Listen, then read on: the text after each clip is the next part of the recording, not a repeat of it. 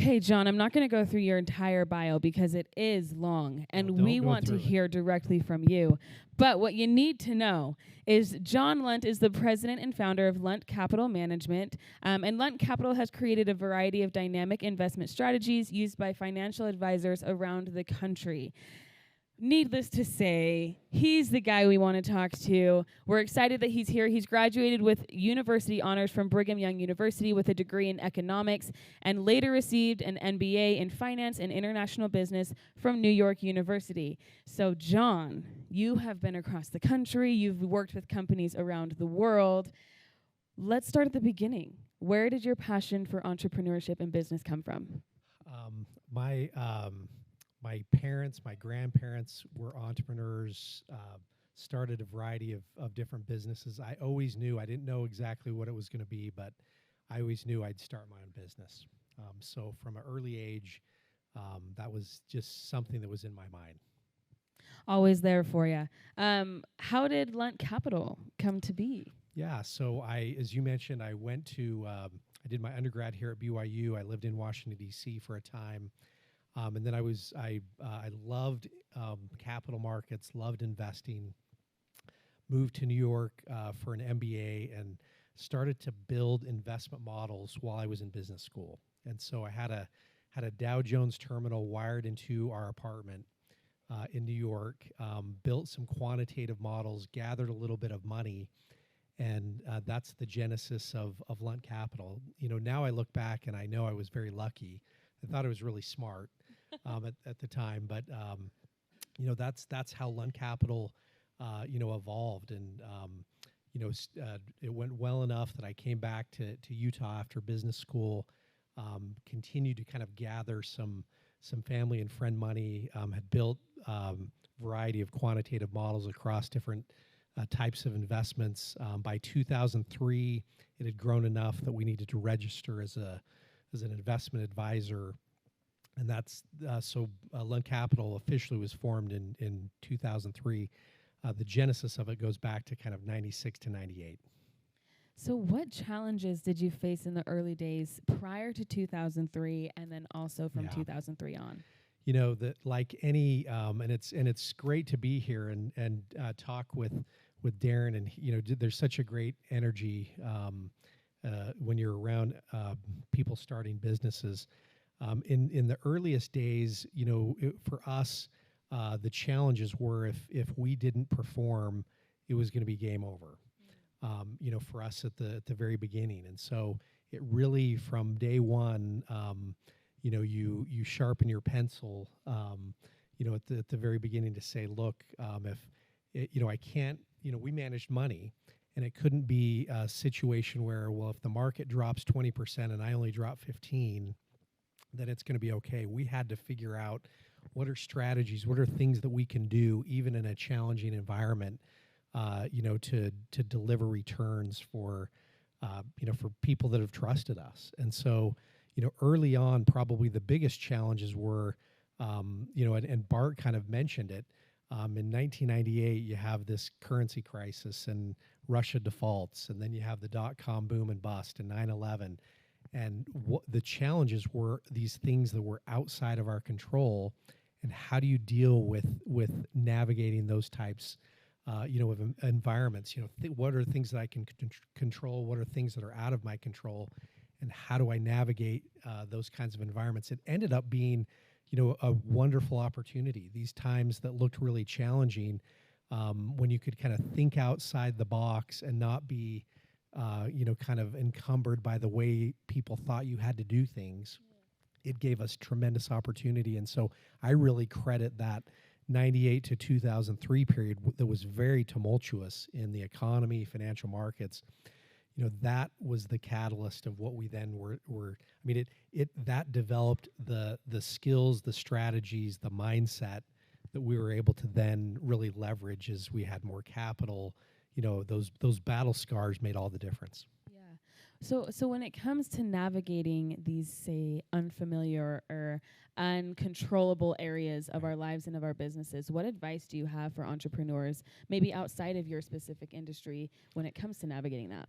I hate to sit here and act like I know. Every single circumstance is different and unique. And again, I look and see how fortunate we were, probably lucky in times to be able to navigate those.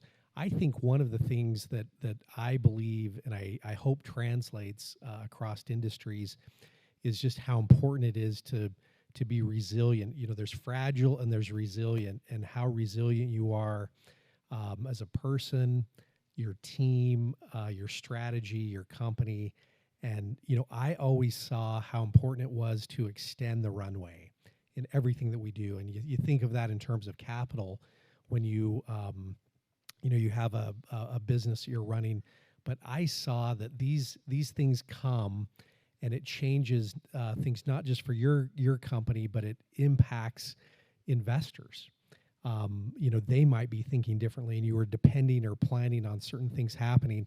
And if everything has to be so precise, if the timing of all of this has to be so precise, I think that really good, smart ideas and people, that you run out of runway. And so I'm a big believer that and Bart, I loved what he talked about of options. It's giving yourself options, extending the runway so that these things that are outside of your control in the economy and in markets as they happen, that a change doesn't mean that the game is over. And I've seen that again and again in a business like ours, and hopefully that concept translates. Absolutely. And you help a lot of companies understand how to manage their risk better. Yes? Talk to us about risk management. What advice do you have for entrepreneurs in the earlier days in managing risk? Yeah. Risks are not created equal. And so, I saw in my own business and in other businesses that it's prioritizing. You have to take risk. You're not going to generate any return without risk, but really, understanding and really trying to quantify certain risks. And then when you see the opportunity to really leverage an opportunity, you do it. But I've seen too many times that if risks are kind of treated in an equivalent way, that leads to bad outcomes there. And so I think that's an important part of risk management is really seeing what are things that I can control, giving oxygen there, and then trying to mitigate risks associated with things that maybe are outside of your control. I think that I'm a believer in risk management, that there are risks that you can take that you can recover from. There are other mistakes, and you think in terms of risk, it's kind of what mistakes, we're all going to make them in a business. What mistakes can you recover from? What mistakes mean that it's game over? And one of the things that I just believe, I know this is Darren and all of you here, is that you can never recover from ethical mistakes. And so, you look at risks and who you're going to associate with, and employees and investors, and those you can recover from making business mistakes and decisions that maybe you look in retrospect, I should have done X instead of Y. Ethical mistakes are unrecoverable. And so you have to make sure in my mind, the biggest risk is that you end up surrounding yourself with people, or you're taking money from people that will make ethical mistakes that you can't recover from. So from 2003 up until now, 2022, what has the journey of Lunt Capital looked like, and what is Lunt Capital now? What does it look like? So we, in 2003, we were not out trying to raise a lot of money. We loved what we were doing. Had a really small team. We were really enjoying what we were doing, but it kind of evolved to where other financial professionals, other institutions that we knew said, can you help us? Can you do some things that you're doing for people you're working with for our clients? We started to sub-advise and manage money for other financial professionals, work with different families and institutions, and that kind of evolved over time. Our specialty had been in building quantitative models and strategies, particularly around exchange-traded funds. So you might, you hear a term ETFs, and that has been the most important tool in investing over the last 20 years to kind of democratize investing, and had a lot of opportunity over the course of this 20, 25 years to work with large institutions. I spent 13 years as a trustee for the state of Utah's pension fund. It's a $30 billion fund.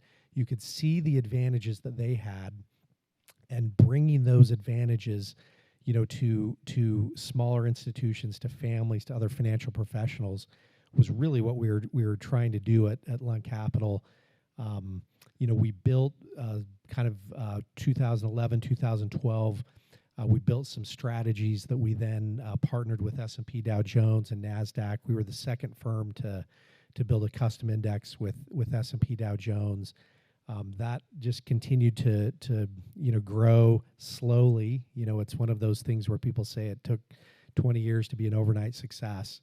But that continued to evolve, and today we manage or advise or have strategies inside funds of over $1.5 billion and growing. So it's we feel really fortunate from where we started in our apartment in New York to what we're doing today. Well, I think that's a number worth clapping for. Thank you. So from a 20-year journey to an overnight success, what battle scars? I mean, it's a battlefield, really. It is. What lessons did you learn? What battle scars have you come out the other side with? Yeah. Lots of battle scars, lots of, if you created a list of mistakes, I've made them all.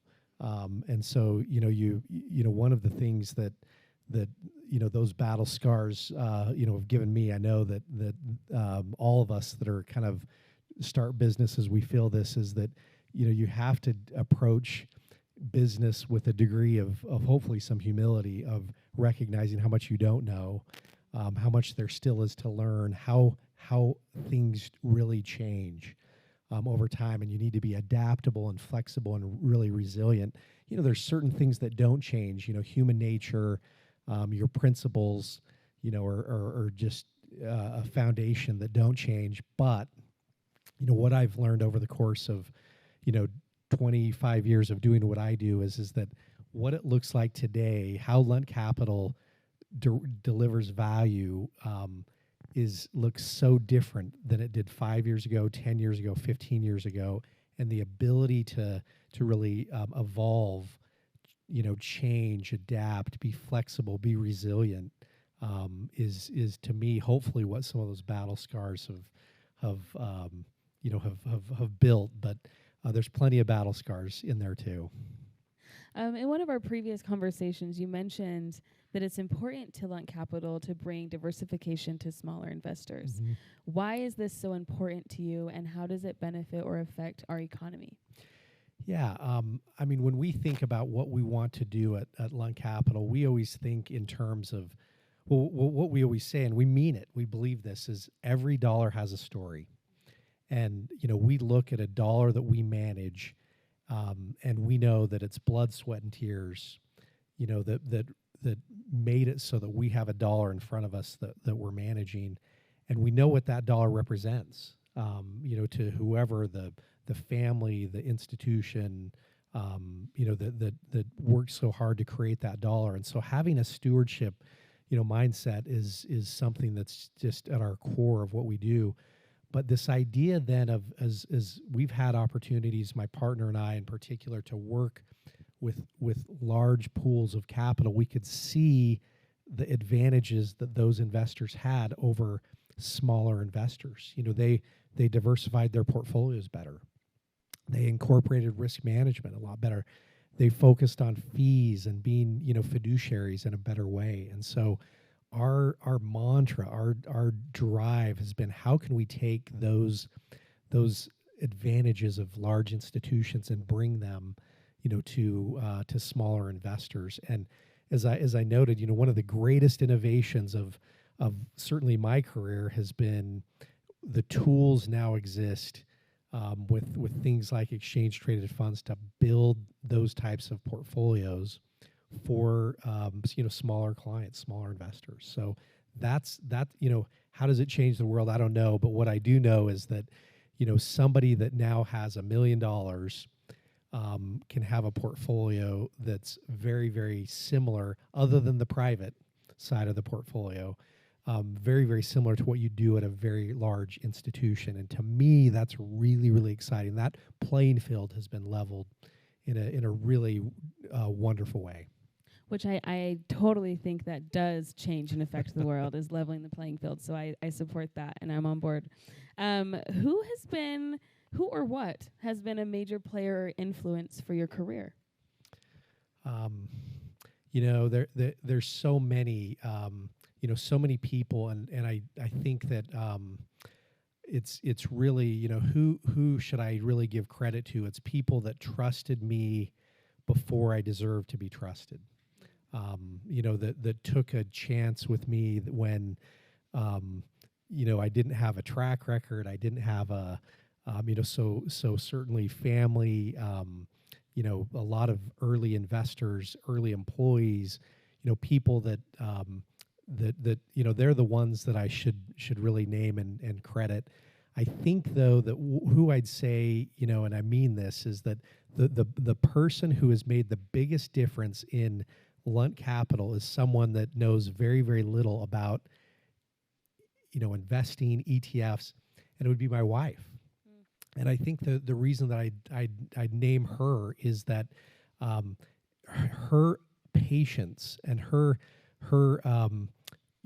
constant reminder that it's kind of adhering to principles, our values, not the value of the company, that mattered, allows you to make good decisions, long-term good decisions. When you have, if you're surrounded by people that are just business relationships, it's just transactional, I think it's easier to get caught up in making decisions that probably aren't, not only the probably not the right decision, but probably not the right decision for your business.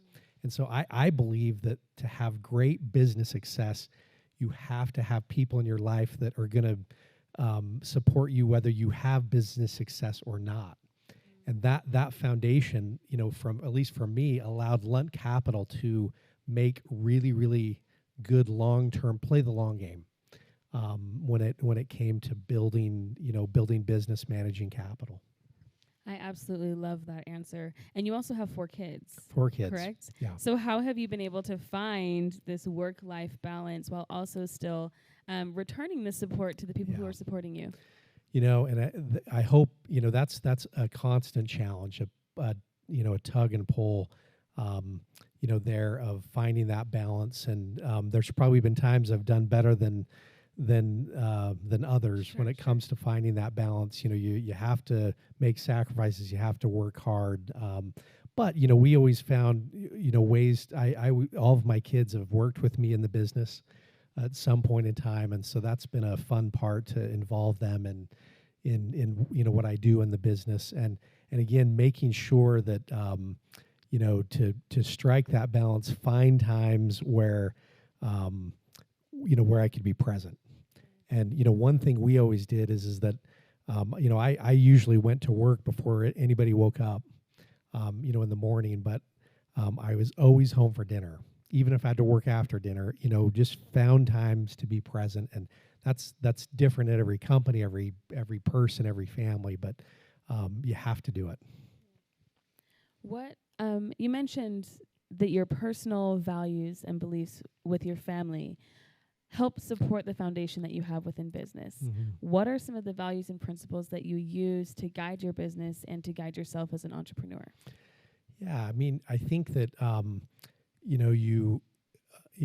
what and I've loved my association with Darren because I feel this common, DNA this way is that, the integrity, your trust, people's trust in you is your most valuable asset.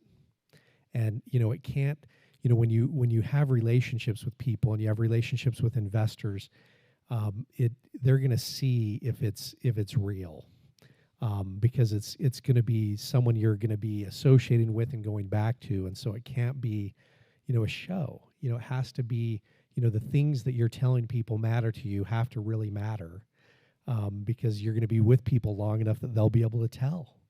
And so I think that those are the things that hopefully have guided us at Lunt Capital, and I hope have made a difference. But it's really and it goes back to risk management in so many ways. Of one of the most important ways you can reduce risk is by associating with good people, because if you can take issues of integrity off the table, then you've removed a massive risk. And again, we all make mistakes. None of us are perfect, but if you can really remove risks of integrity, then you can deal with all these other challenges and risks that are out there. So I think that's how we've tried to frame how we think at Lunt Capital, in who we hire, who our clients are, who we'll choose to partner with, is people that are like-minded in that way.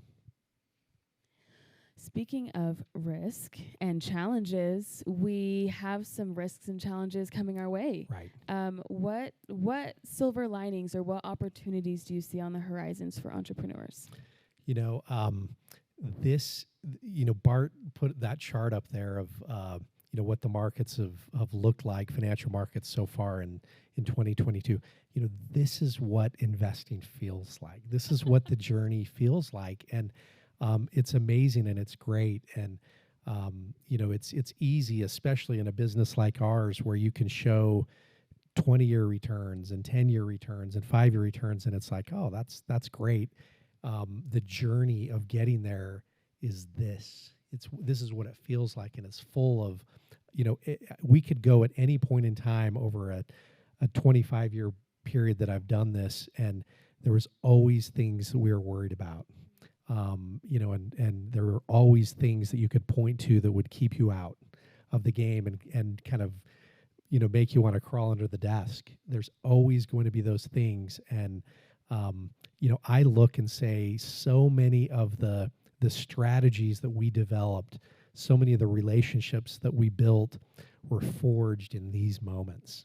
We talked about it, in our team as we go through these types of markets. This is our Super Bowl. These are great.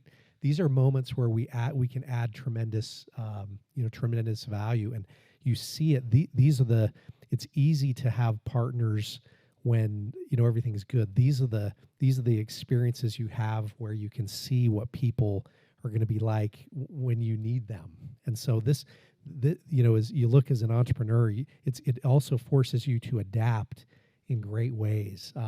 You look at this and say, this is going to, whether it's a recession or not a recession, this environment is going to, people that can adapt and be flexible and resilient. Great things are going to come from this. And this is part of the process. This is part of value creation. Before we open it up for audience questions, is there any last bit of wisdom that you would like to give to us? I don't have any any great wisdom to share. Sure. But just how much I admire people. I have such great respect for people that will get in the arena, and people that will create and innovate, and I'm just inspired by people that do that, and we stumble and then get back up, and so just wish everybody that's in that battle, wish you well. We will open it up for audience questions. If you have a question, please raise your hand and we will get a microphone to you. But to kick things off, John, what is a question you wish you had asked when you were younger? Wow, these are really good, good questions. I wish that, I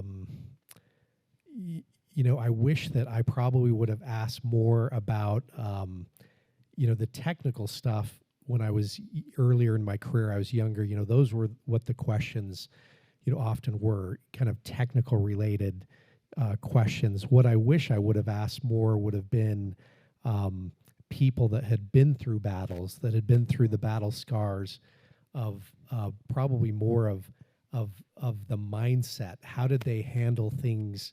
The emotional challenges, those kinds of challenges, and kind of understood that better, too, because I think, the blocking and tackling is essential, but learning from people who have been through the battles, and how they dealt with that, in their family, in their business, in relationships. I think those are things that are worth time taking to ask and learn.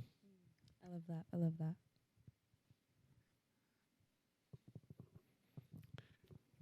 Hey, John.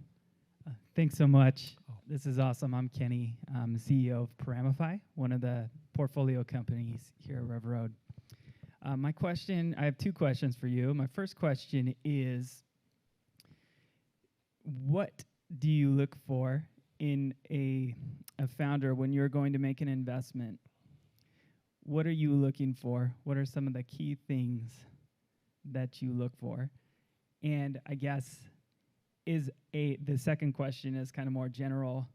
How important is an investor-friendly founder or leader? Yeah, I wish that there was a great template, but we obviously are looking for someone that has, expertise and, has some, knows that blocking and tackling, for us. And I think it probably fits with what I've said earlier, is it's so important that we see how they've responded and acted in challenging circumstances in their lives.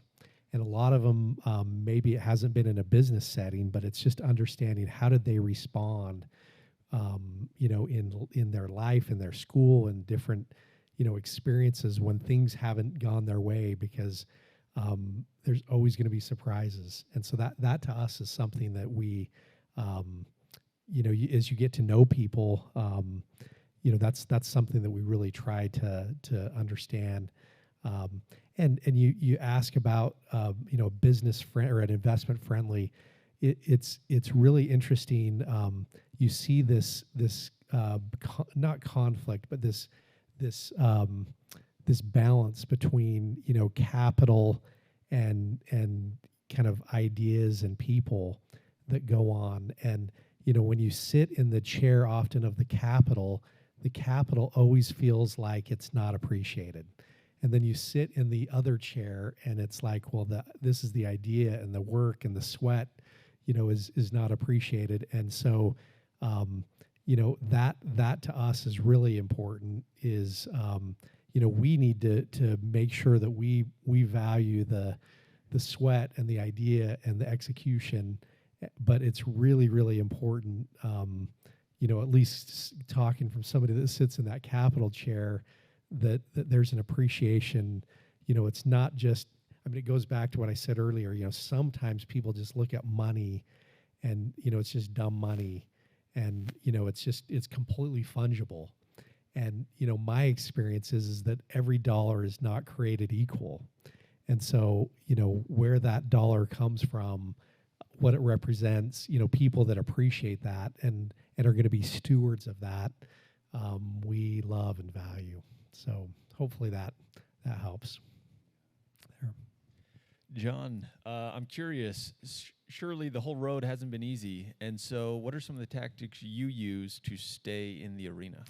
Yeah, it's not, and again, I'm sheepish to sit here and act like I know all this. And, because if you were to look, year by year and go, wow, he made that mistake and he did that, and that was crazy. And it would all be true. And so I think that, one of the things that I would say is for us staying in the arena was never getting too far ahead of our skis. That if things, if strategies of client, if things didn't go as we had expected or projected, that we still had enough runway to pivot. And some of our, today, I look and go, a fund that we manage that's got $650 million in it. We in 2011, we started that strategy, and it was an outcome of another idea that we had that didn't work, and we then and I really wanted it to work, and we'd spent a lot of time on hoping that would work. And it was a pivot out of that became, maybe our most unique and innovative idea that has been one of the ideas that's really blossomed. And so I think that a willingness to be resilient in pressing forward has been critical, but also a willingness to kind of pivot and go, I really thought that would work, and that was such a good idea, but wow, what about this? That's been important in kind of staying in the game and extending that runway.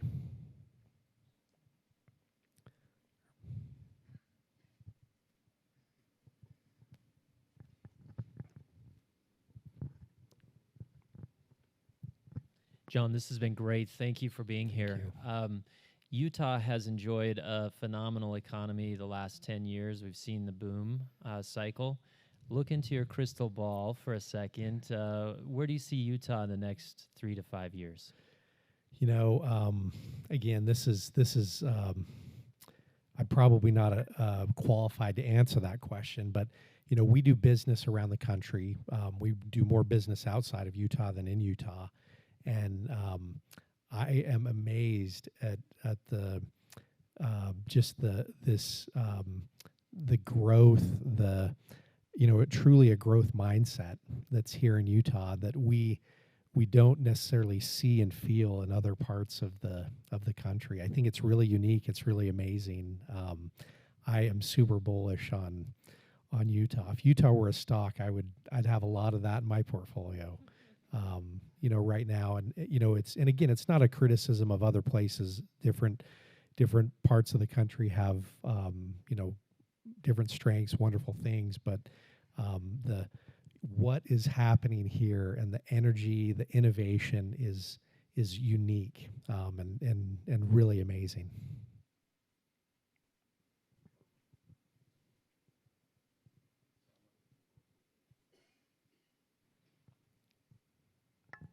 I'm going to take advantage of the opportunity to ask you a question here too, John. And I really appreciate all the wonderful principles you've taught us today and the experiences you've shared. I love that you talked about your wife and kids, and that each of them have had a profound impact on the company, either working in it, in your children's case, or affecting it with the insights that you shared with your wife.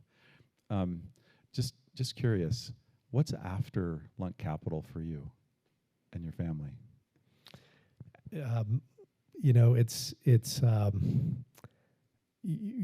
love to serve. We hope that the future is, what Lunt Capital has given us a platform to do is I hope give back in lots of ways. And so, Lunt Capital has given us that opportunity to serve, and we hope that our lives are going to be filled the rest of our lives with lots of service. That's awesome. And I'm going to take the liberty of asking one more question too. You work with a lot of people who have found financial success and created financial success. I've had the opportunity to see, to learn from observing a lot of people who have had that success, where it's been a great blessing and where it's also completely been destructive. Yeah. Any guidance you want to share? Because I think you probably have a lot of those conversations. Yeah, and I think a lot of people in this room will grapple with those things. It's interesting. Money isn't good or bad. Money is just a magnifier of our existing characteristics. And I have, I've seen really remarkable, wonderful people that resources have magnified really wonderful characteristics that they have, and that's certainly what what we aspire to. Those of us here, that's what we aspire to. But money also can magnify maybe some of our less positive characteristics too. And so I think that's just an important thing to reflect on. I've had these conversations with families and other generations of within families of if you had more money or less money, how would it change you? How would it change the way that you wake up every day, and what you do every day, and how you treat people? And so I think that's just a valuable self-reflection that you point to. Got a question. Great. What's the biggest risk that you've taken, whether on a business or in your life, that has paid off way more than you imagined it would initially? Probably. So when I was in New York in business school, all of my classmates are going to Wall Street. It was a, really attractive, really attractive compensation and opportunities. And New York University was right in the, in the hub of that. And, just literally said no to lots of opportunities that were coming then, and just said, no, I want to, my first office here in Salt Lake was over by what then was the Delta Center in a card table, in a part of an old bank building, and so that was kind of crazy. And there were a lot of people at the time that were like, we're polite, but you could tell they were going, "What are you thinking?" There, and that was the best thing I ever did. Thanks. Okay, and the final question we like to ask our founders when they visit is, what is something fun your success has allowed you to do? Something fun. I love to travel. So I've had the opportunity to travel to 35 countries and 49 states. Got one state to go. But that's something. Which state is that? Alaska. Going this summer. So Are you? Yeah, so I'll hit all 50. But I love to travel, and what we do and visiting. We just in conclusion, in 2015, we did an around the world trip with our business, and I took my family with me. And over the course, my partner and I, over the course of 100 days, we circled the world twice. We visited 24 countries. We met with central banks and analysts and portfolio managers and investors, and so seeing the world traveling has been something that, thankfully, what we've done at Lunt Capital has enabled me to do. Amazing. Well, the world has a lot of you. You've been in every single state, and we're glad that we got you here today. Thank you so much. Give one more round of applause for John Lunt. Thank you.